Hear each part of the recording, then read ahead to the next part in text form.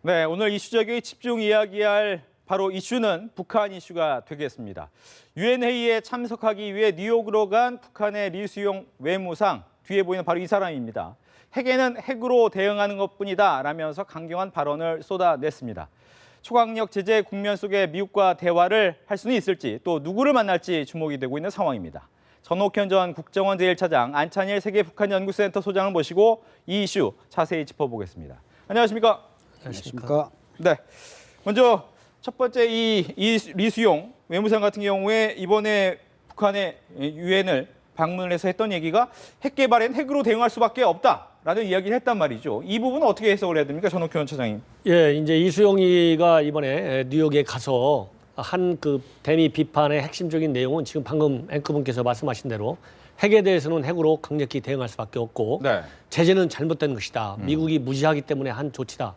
이렇게 비판을 하고 있는데 이 비판의 수위나 이 내용 워딩은 그동안에 북한이 미국을 비판할 때 써왔던 상투적인 그런 비판의 수준을 벗어나지 않고 있는데요. 이렇게 비판하고 있는 그 기본적인 북한의 의도에는 뭐냐면은 북한이 핵을 개발하는 것은 북한이 자체적으로 체제를 보호하기 위한 그런 판단인데 왜 그러냐면은 미국이 핵을 앞세워서 북한 정권을 압살하려는 대북 적재시 정책을 쓰고 있기 때문에 미국의 핵 공격력에 대응하는 핵 자위력을 높일 수밖에 없다. 그렇기 때문에 불가피한 것이지 자기네가 먼저 핵을 개발하는 도발적 이런 개발 의지를 갖고 있는 것이 아니다. 그러니까 개발 책임이 바로 미국이 잘못된 대북 적재시 때문에 있는 것이다. 네. 이거를 이제 강변하고 있고요. 또 하나는 이제 이런 핵 개발로 인해서 지금 현재 국제사회가 대북 제재를 하고 있는데 이것도 잘못됐다. 왜냐하면은 핵이라고 하는 것이 미국 때문에 자기네가 개발하고 있는 것인데 이런 미국을 제재하지 않고 북한을 제재하는 국제사회 유엔이 잘못된 것이다. 이런 거를 강변하고 있는 하고 있는 것이거든요. 네. 이렇게 이제 내용이 압축이 되는데 이렇게 이런 비난을 써내는 이유 중에 하나는 바로 결국은 무슨 얘기를 하려고 그러냐면은 한미 연합훈련이 잘못된 것이고 또 주한미군이 주둔하는 것도 잘못된 것이고 특히 그렇기 때문에 결국에는 이런 주한미군을 철수시키고 연합훈련을 하지 않기 위해서는 뭘 해야 되느냐? 미국과 북한 간에 평화협정을 체결해야 된다. 이 주장을 하기 위해서 지금은 핵에는 핵으로 대응할 수밖에 없고 제재도 잘못된 것이다. 이렇게 강변을 하고 있는데 이런 걸 가지고 현재 국제사회가 북한의 주장에 고개를 이렇게 말하자면 동의 표시를 하기는 굉장히 불가능한 것이고 이런 그 강변과 반박을 하면 할수록 북한의 국제사회로부터의 고립은 더욱 강화될 수밖에 없다. 이런 말씀을 드리고 싶습니다. 네. 말씀해 주신 것을 정리를 해보면 결국 북한은 미국을 통해서 우리 함께 같이 좀 대화하고 풀어보자라는 것 같은데 과거에도 그런 얘기가 나왔습니다. 미국과 함께 뭐 평화협정 맺어서 이 얘기를 끝내보겠다. 미국은 잘 안 받아줄 수밖에 없는데 이 얘기를 계속한 이유는 어디 있습니까? 글쎄요, 아무래도 뭐 북한으로서는 현재 취할 수 있는 스탠스가 그거밖에 없고 아니 게 아니라 지금 말씀하셨지만 저 정도의 그 강경 발언을 하려면은 뭐 이수용 외무장관이 갈 필요가 뭐 있었겠는가? 차라리 김영철 강경파 중에 강경파인 김영철이 갔으면 좋지 않겠는가? 네. 뭐 이런 생각이 들 정도인데 어쨌든 김영철은 제재 대상의 명단에 올라가 있으니까 비자도 안 나오겠죠. 그래서 아마 지금 보면 뭐 우리가 약간의 물론 뭐 예상은 했습니다만 이수용의 행각은 외교적이라기보다는 일종의 핵무기 마케팅을 간 것이 아닌가 이렇게 착각이 들 정도로 강경하게 나오는데 어쨌든 이미 이수용이 평양을 떠나기 전에 미국의 국무장관 존 케리는 저 사람 만나주지 않겠다 선언을 했고 아마 그래서 이제 자신들이 어떤 오피니언 역할만 하려고 갔고 최소한 또 반기문 총장 정도는 만나서 어떤 반기문 총장을 뭐 평양으로 초청한다든지 이런 그 이해관계를 실현하려고 했겠지만 이번엔 반기문 총장도 만나주지 않겠다. 그렇기 때문에 이수용의 어떤 그 유엔 방문은 전혀 성과가 없는 그런 그 공연불에 불과한 지금 방문으로 끝날 것 같습니다. 네, 전옥현 차장님, 그렇다면 북한 입장에서 미국에서 이렇게 강경하게 나오게 된다면 미국보다는 차라리 우리나라, 한국 쪽과 얘기를 해서 풀어나가는 것이 훨씬 더 유리하지 않을까 생각이 되는데 그 생각은 안 하는 건가요? 제가 보기에는 현재 이제 우리 한국 정부에 대해서는 우리가 개성공단을 이제 폐쇄하는 강경 조치를 취했거든요. 그리고 북한은 이제 그런 개성공단에 북한 군을 주둔시키는 그 군사 작업을 지금 계속 진행 중에 있지 않습니까? 그렇기 때문에 김정은 입장에서는 현재 특히 금년도의 경우에는 우리 대남 관계의 대화 관계에서 얻을 수 있는 이익보다는 네. 미국과의 어떤 그런 평화 협정, 대미 대화 제의를 통해서 얻을 수 있는 전략적 이익이 크다고 판단했기 때문에 우리를 묵살하고 미국과의 대화에 우선하고 있다. 즉 통상적인 관례적이고 상투적인 통미 봉남 정책의 일관성 있는 연장선 상에서 지금 지속적으로 평화협정을 체결하자는 것을 주장하고 있는데 사실 평화협정을 체결하겠다고 하는 북한의 주장은 수십 년 된 상투적인 대미 전략 중에 하나입니다. 그렇기 때문에 지금 현재 입장에서는 대북 제재를 그리고 북한의 핵 개발에 대한 강경 이런 그 제재 압박 국면을 주도하고 있는 나라가 우리 한국과 미국이 중심이 돼서 지금 유도해 나가고 있지 않습니까? 네. 그렇기 때문에 우리 한국보다는 더욱더 미국에 대한 이런 대화 압박을 통해서 미국이 북한과의 대화에 나오도록 그렇게 유도하는데 전략적인 초점이 더 크게 있다. 저는 그렇게 봅니다. 네. 안창인 소장님, 지금 북한 입장에서는 미국 만나고 싶지만 만나지 않겠다 얘기가 나오기 때문에 그렇다면 대안으로 이란 외무상을 만날 수도 있다 이런 얘기가 나옵니다. 이란이 어떤 역할을 해줄 수 있을까요? 어떨까요? 글쎄 지금 이란도 이미 뭐 핵 문제 해결로 이제 한 고비를 넘긴 나라고 아마 뭐 이란을 만난다면은 어떤 이란의 어떤 후원보다는 지금 북한이 지금 여러 가지 제재로 이 석유 문제가 지금 아주 막혀 있지 않습니까? 러시아에서 들어오는 거, 중국에서 들어오는 게 많이 제한을 받고 있기 때문에 뭐 석유 문제 때문에 만날 수는 있지만 사실 이란이 지금 북한의 어떤 국제사회 제재에 대해서 또 핵 문제 해결에 대해서 뭐 어드바이스는 할 수 있지만 외교적인 어떤 보탬을 줄 수 있는 환경은 전혀 되질 않습니다. 네. 따라서 아마 이수영이 이번에 뉴욕에 가서 뭐 이란 외무상이라든지 몇몇 그 약간 그 반미적인 국가들의 외교관들을 만나는 것이 성과라면 성과겠지만 그 나라들을 만나는 것에 불과하지 그 나라들이 북한의 편을 들어서 유엔에서 해줄 수 있는 역할은 아무것도 없기 때문에 네. 제가 볼 때는 이수영은 결국 빈손 들고 평양으로 돌아올 수밖에 없다는 것입니다. 예. 지금 말씀하신 것처럼 빈손으로 돌아오게 되면 뭔가 또 하나의 카드, 도발 카드가 꺼내지지 않을까라는 우려가 되는 부분이 있습니다. 그 부분이 바로 이제 핵실험 카드가 될 것 같은데 이 핵실험 카드는 유용한 카드라고 보시는지요? 제가 보기에는 현재 이제 북한의 핵실험 추가적인 이제 5차 핵실험이 되겠죠. 네. 이 핵실험과 관련해서 현재 국내 언론에서 보도 내는 내용을 간략히 요약을 한다면 주로 이제 미국의 38 노스를 통해서 이제 언론에 많이 보도가 되고 있는데 네. 그 38 노스에서 이렇게 관측한 바에 의하면은 최근에 풍계리 일대에서의 이런 핵실험 준비 징후 동향이 상당히 이 과거보다도 2, 3배 정도로 활발하게 차량과 소수 인원의 활동이 증가되고 있다. 예. 그래서 언제든지 핵실험을 할 수 있는 준비 상태가 굉장히 완료 단계에 가 있는 게 아니냐. 이런 그런 그 관측 활동을 내놓고 있고요. 예. 이런 걸로 본다면은 언제라도 할 수 있는데 다만 현 시점에서 풍계리 지역에서의 여러 가지 핵 활동을 종합적으로 본다면 준비는 완료돼가고 있으나 임박한 징후는 없다. 예. 이런 걸로 원해서는 이 완만하게 그리고 외부의 이런 활동이 은닉된 채로 준비가 철저하게 진행되고 있는 것만은 마찬가지고 이런 핵실험의 어떤 전격적인 충격 효과를 극대화시키기 위해서 어느 한 시점에서 전격적으로 할 가능성이 굉장히 농후하고 예. 이번에 이승이라는 인물을 뉴욕에까지 상당히 이례적으로 직접 파견을 해서 네. 저렇게 대미 비난에 말하자면 수위를 높이고 있고 또 직접적으로 미국과 대화하자 이런 그 암시와 발언을 이런 하는 걸로 보면 미국이 현재로서는 북한이 비핵화 의지를 준수할 수 있는 실행적인 조치가 선행되지 않는 한 대화의 문은 열려 있어도 당장 대화는 안 하겠다는 이런 원칙적인 입장에서 전혀 변화를 보여주지 않고 있어요. 예. 이렇게 본다면은 이거 봐라. 우리는 핵 활동을 중단하기 위해서 미국한테 대화를 해서 평화협정을 체결해가지고 핵 활동이 필요 없을 정도의 체제 안전 보장을 이루고자 하는데 미국이 움직여주지 않는다. 이거를 핑계 삼아가지고 네. 지금 앵커분께서 말씀하신 대로 이렇게 되기 때문에 우리는 핵 자위력을 더욱더 높일 수밖에 없다. 그래서 이제 5차 핵실험도 주저할 수는 더 이상 없다 해서 5차 핵실험을 당 대회를 전후해갖고 강행할 가능성은 상당히 저는 높다고 봅니다. 예, 뭐 화면을 한번 보면서 얘기를 해보면 조금 전에 말씀하신 것처럼 풍계리 지역으로 좀 봐야 될 것 같습니다. 이 지역인데 이 풍계리 지역에서 늘 핵실험을 해왔죠. 보니까 이제 38노스에서 보여준 모습인데 뭐 북쪽에 있는 갱구의 모습과 함께 트레일러 또는 차량이 한 대가 움직이고 있는 모습 보이고 또 어떻게 보면 광석 운반 카트도 보이고 또 폐석 더미가 쌓여 있다.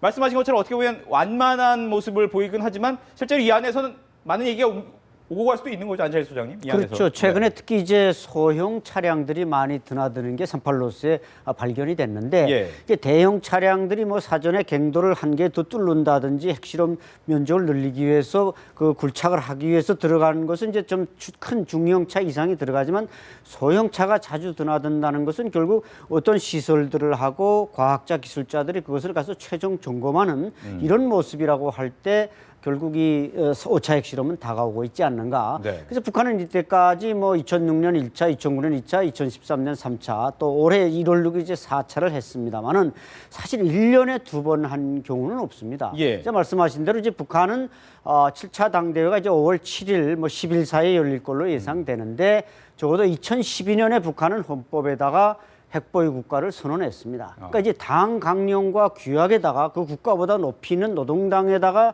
핵보유 국가라는 걸 선언하기 위해서는 5차 핵실험을 반드시 해야 되는 그런 숙명적 내부 문제가 놓여 있다 보니까 예. 제가 볼 때도 아마 할 가능성은 거의 높다. 네. 이렇게 판단됩니다. 뭐 잠깐 이야기를 해주셨지만 1년에 2번은 없다라는 얘기입니다. 즉 이 일지를 좀 봐야 될 텐데 이미 올 1월 달에 4차 핵실험을 했단 말이죠. 하지만 말씀하신 것처럼 북한의 리수용 외무상이 유엔에 가서 얘기를 하지만 그것이 참 받아들여지지 않는다. 그러면 말씀하신 것처럼 이 김일성 주석 생일은 지났지만 이 4월 말과 5월 초에 무언가 해낼 수 있다라는 예상이 나오는데 2번은 안 했다라고는 하지만 2번 할 수도 있다 이렇게 봐야 되는 겁니까? 그렇죠. 이미 북한은 최근에 뭐 노동당 군수공업부를 비롯한 핵과학자들이 움직임이 대단히 활발하지 않았습니까? 그렇기 때문에 그 4차, 5차 핵실험이 어떤 형태로 진행될지 과거와 같은 뭐 4차 수소폭탄 소위 북한이 말하는 거 그것이 수소폭탄이 아닙니다만 그런 형태로 좀 대규모로 진행될지 아니면 소형 핵탄두 실험으로서 이제 소형화해서 우리는 완전히 미사일에 실어서 날려보낼 수 있는 그걸 과시하는 핵실험이 될지 네. 어떤 형태인지는 우리가 분명히 알 수 없지만 어쨌든 핵탄두를 날릴 수 있는 핵무기를 가졌다는 걸 선언하기 위해서는 반드시 5차 핵실험이 필수 불가결하다는 것이죠. 예, 정학규 사장님. 여기서 보는 것처럼 이제 4차 핵실험 하고 나서 엄청난 유엔을 포함한 제재가 나왔습니다. 이 제재가 나왔음에도 불구하고 한 번 더 할 것이다. 이럴 어떻게 보면 용기가 있습니까? 어떻습니까? 제가 보기에는 오히려 이제 과거에는 한 2, 3년을 주기로 해가지고 핵실험을 쭉 해왔는데 이번에는 이제 연거푸 할 가능성이 제기되고 있지 않습니까?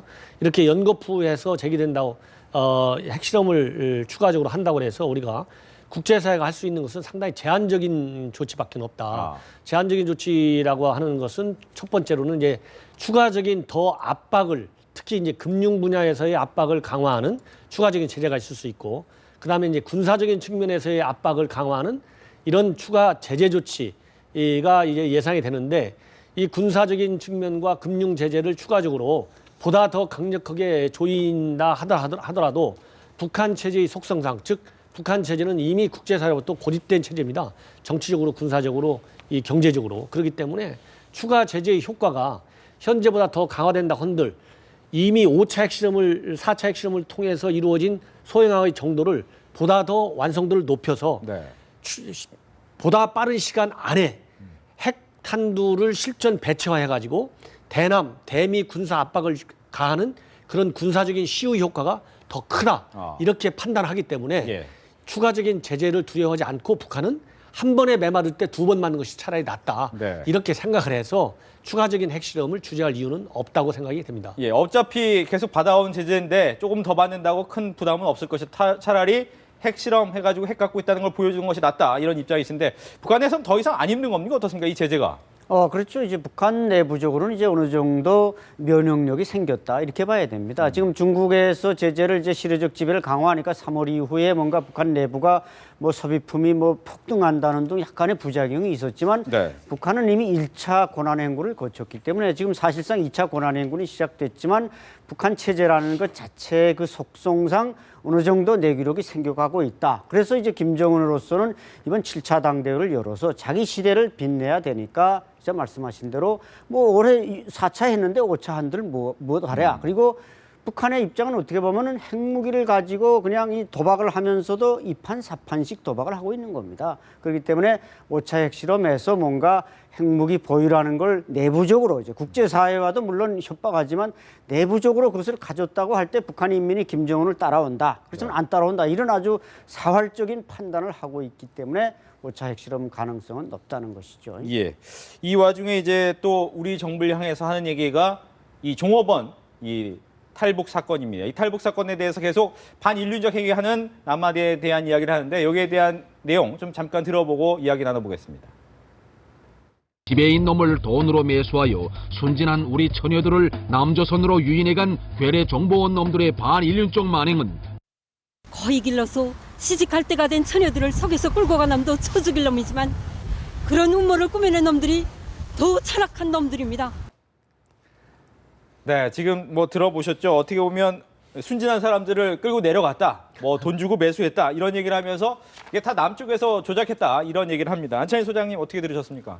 예, 북한이 참 어떻게 보면 좀 이례적이죠. 저렇게 우리 참 대량 지금 종업원들이 왔고 저걸 또 이렇게 자꾸 공개하면서 심지어 그 가족을 내려보내겠다. 예, 그것도 있어요, 참. 네, 그거 상당히 이례적인데 제가 볼 때는 아마 그게 어떤 이 사람들을 뭐 데려갈 수 있다는 자신을 가지고 말하는 것이 아니라 이 문제를 자꾸 부각시켜서 남쪽의 책임을 전가시키는 의도도 있고 또 지금 해외는 역시 아직 수만 명의 저런 종업원과 근로자들이 남아 있지 않습니까? 네. 그 사람들이 따라서 도미노로 이제 탈북을 할 수 있으니까 그걸 예방하는 차원에서 저 사람들의 가족과 또 저 여성들의 친구 이런 사람들을 내세워서 다른 사람들이 탈북을 이제 예방하고자 하는 이런 여러 가지 전략적 의도가 내재돼 있는데 제 생각 같아서는 아마 북한의 가족들이 서울로 온다. 그럼 우리 정부에서 아마 좀 받아줬으면 좋겠습니다. 차라리 서울에 와서 한번 만나보라. 네. 그러면 뭐 더 좋지 않겠는가 예. 그런 생각도 듭니다. 뭐 지금 서울에 내려오려면 만나봐라 하지만 정말 내려보낼까요? 어떨까요? 북한에서. 아마 지금 우리 그 안찬희 소장께서 굉장히 재미있는 그 아이디어를 제시를 했는데 네. 만약에 우리 정부가 아주 그 기습적으로 네. 보내라. 아하. 그래갖고 진짜 그 자유의사로 그 우리 한국에 네. 넘어온 건지 안 온 건지를 확인해주겠다 하면 북한에서 다른 빌미를 찾아갖고 아하. 다시 또 안 내려 보내줄 것입니다. 네. 왜냐하면은 가족들이 만약에 서울로 다시 오면 그 가족들의 마음마저도 동요될 가능성이 굉장히 많습니다. 왜냐하면은 서울에 와보면 서울에 오기 전에도 현재 북한의 특히 젊은 사람들 가운데는 우리 대남 동경의식이 굉장히 강하거든요. 그러면 서울에 와보니까 예. 정말 김정은 체제가 한 것이 거짓말이라는 것이 정말 그 사람들 눈과 입과 귀로 다 확인이 되는 거 아니겠습니까? 그렇기 때문에 동요 현상이 더 촉발될 가능성이 많고 네. 이렇게 이제 모략 선전하는 이유 중에 하나는 여러 가지 이유 중에 있으면 제일 큰 것은 일단 당 대회를 앞두고 저렇게 집단 탈북 현상이 나타나는 건 굉장히 이례적이거든요. 그리고 저렇게 북한 그 해외 식당에 내려와 있을 정도 되는 사람들은 나름대로 출신 성분 어느 정도 정리가 된 사람들입니다. 그렇기 때문에 충격이 굉장히 내부적으로 상당히 크기 때문에 그런 충격을 줄이는 고육지책의 일환인 것이고 예. 그다음에 이런 걸 통해서 김정은 체제가 당대회를 이렇게 계기로 해가지고 5월 초에 말하자면 큰 축제 분위기를 만들어야 되는데 이걸로 인해서 대내외 언론에서 김정은 체제의 체제 균열 현상이 심화되는 거 아니냐 이런 목소리들이 상당히 높아지고 있거든요.